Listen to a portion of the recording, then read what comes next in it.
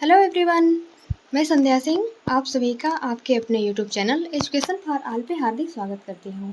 Friends, हम C TET के EVS के पार्ट को डिस्कस कर रहे हैं। इसके 6 वीडियो को चैनल पे ऑलरेडी अपलोड कर दिया गया है और फ्रेंड्स, अगर आप लोगों ने वो वीडियोस नहीं देखे हैं तो आप लोग उसको प्लेलिस्ट में जा कर के देख लीजिए। इसमें हमने कम टाइम में अधिक से अधिक कंटेंट देने की पूरी कोशिश की है। अगर आप लोग ये वीडियो को देख लेते हैं तो आपका कम टाइम में जो सिलेबस है ये पूरा कंप्लीट हो जाएगा। तो फ्रेंड्स, आप लोग उसको प्लेलिस्ट में जा कर के देख लीजिए और अगर वीडियो पसंद आए तो आप लोग उसको लाइक एंड सब्सक्राइब कर लीजिए ताकि आगे आने वाले वीडियो का नोटिफिकेशन आपको सही समय से मिल सके। तो आइए फ्रेंड्स, अब हम लोग अपने क्लास को स्टार्ट करते हैं। ये पूरा एनसीईआरटी के पॉइंट है, आप लोग इसको पूरा याद कर लीजिएगा क्योंकि क्वेश्चन यहीं से पूछे जाते हैं। तो अब हम लोग अपने क्लास को स्टार्ट करते हैं। जैसे इसमें पहला पॉइंट जानवरों के बारे में दिया गया है। पहला पॉइंट है कि कुछ जानवर के कान बाहर दिखाई देते हैं और कुछ के नहीं। जो जानवर होते हैं तो इनमें विविधताएं होती हैं। कुछ जानवरों के कान बाहर दिखाई देते हैं और कुछ के नहीं। अगला पॉइंट है कि पक्षियों के सिर के दोनों तरफ छोटे छोटे छेद होते हैं। यह छेद पंखों से ढके होते हैं। इन्हीं छेदों की मदद से पक्षी सुनते हैं।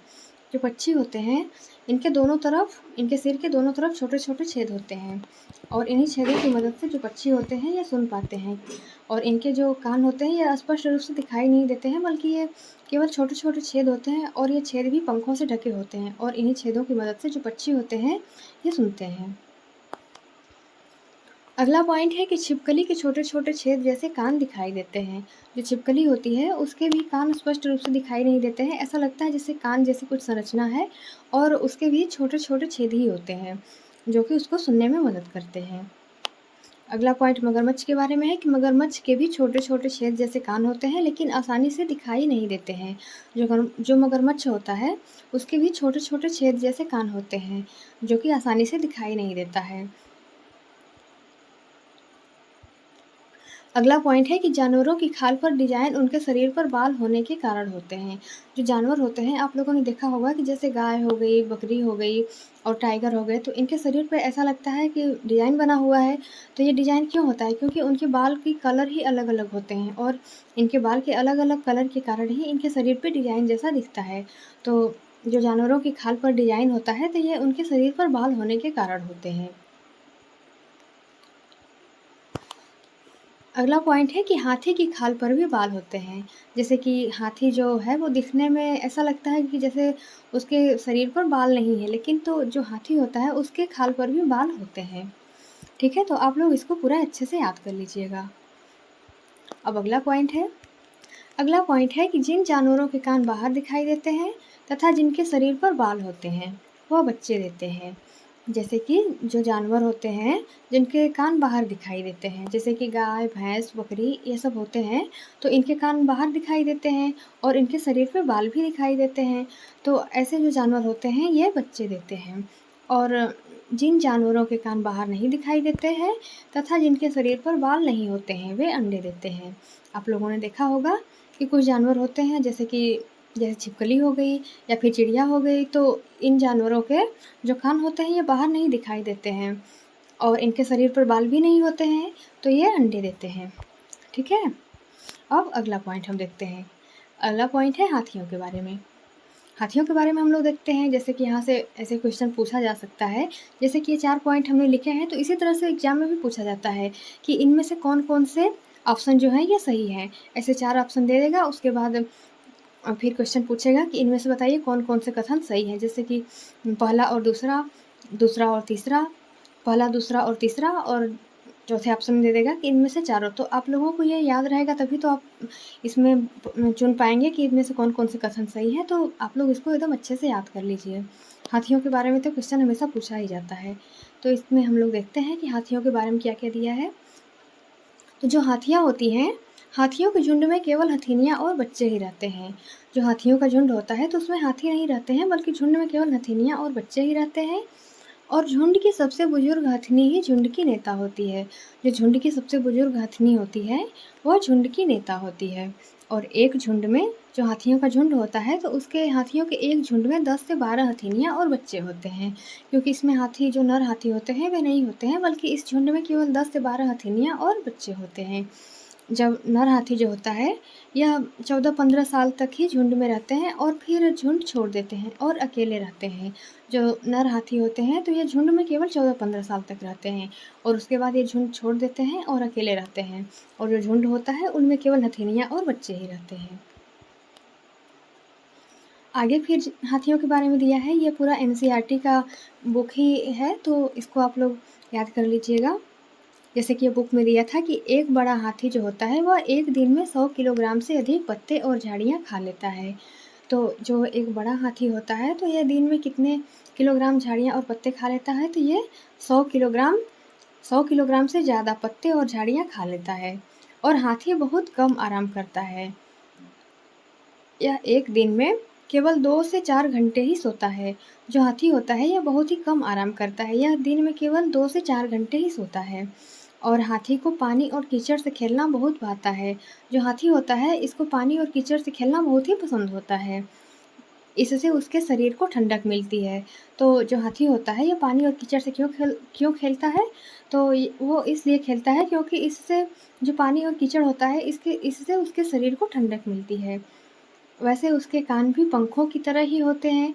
जो उसके कान होते हैं ये इतने बड़े-बड़े होते हैं। आप लोगों ने देखा होगा कि जो हाथी के कान होते हैं ये बड़े-बड़े एकदम पंखों की तरह लगते हैं। और जब हाथी को गर्मी लगती है तो गर्मी लगने पर हाथी अपने कान हिला करके इन पंखों से हवा भी कर लेता है। तो आप लोग इन पॉइंट्स को एकदम अच्छे से याद कर लीजिएगा। अगला पॉइंट फिर खेजड़ी के वृक्ष के बारे में दिया है। जो खेजड़ी का वृक्ष होता है ये बहुत ही महत्वपूर्ण होता है। ये रेगिस्तानी इलाके में पाया जाता है। अब हम लोग इसमें देखते हैं कि खेजड़ी के वृक्ष में क्या-क्या दिया है। जो एनसीईआरटी बुक में दिया है तो उसको हम लोग देखते हैं। एनसीईआरटी बुक में दिया है कि ये जो खेजड़ी का वृक्ष है यहाँ पे थोड़ा-सा टाइपिंग मिस्टेक है, इसको आप लोग सुधार लीजिएगा कि यह वृक्ष रेगिस्तानी इलाके में पाया जाता है। जो खेजड़ी का वृक्ष होता है यह रेगिस्तानी इलाके में पाया जाता है। जैसे कि राजस्थान हो गया तो राजस्थान में राजस्थान जो है ये एक रेगिस्तानी इलाका है तो वहाँ पे खेजड़ी का वृक्ष पाया जाता है और इसे ज़्यादा पानी की ज़रूरत नहीं होती है। तो जो खेजड़ी का वृक्ष होता है ये रेगिस्तानी इलाके के वातावरण के अनुकूल होता है, इसे ज़्यादा पानी की ज़रूरत नहीं होती है। इस पेड़ की जो छाल होती है ये दवा के काम आती है। जो खेजड़ी के वृक्ष की छाल होती है ये दवा के काम आती है और इस पेड़ की लकड़ी को कीड़ा भी नहीं लगता है। इस पेड़ की फलियों की सब्ज़ी इस पेड़ की फलियों की सब्ज़ी बनाई जाती है। जो खेजड़ी का वृक्ष है इसे ज़्यादा पानी की ज़रूरत नहीं होती है और इस पेड़ की छाल जो होती है इस पेड़ की छाल की दवा बनती है और इस पेड़ की लकड़ी को कीड़ा भी नहीं लगता है और इस पेड़ की फलियों की सब्जियां बनाई जाती हैं और जो वहाँ पे जानवर होते हैं वे इनकी पत्तियां वहाँ पे रहने वाले जानवर खाते हैं। तो ये इस तरह से जो खेजड़ी का वृक्ष होता है ये रेगिस्तानी इलाके में बहुत ही महत्वपूर्ण होता है। तो आप लोग इन पॉइंट्स को एकदम अच्छे से याद कर लीजिएगा कि खेजड़ी के वृक्ष के बारे में ये पूरा एनसीईआरटी में दिया गया था, तो आप लोग इसको अच्छे से याद कर लीजिएगा। अगला फिर राजस्थान का जो चिपको आंदोलन हुआ था उसके बारे में दिया गया था एनसीईआरटी में, तो आप लोग इसको भी अच्छे से देख लीजिएगा।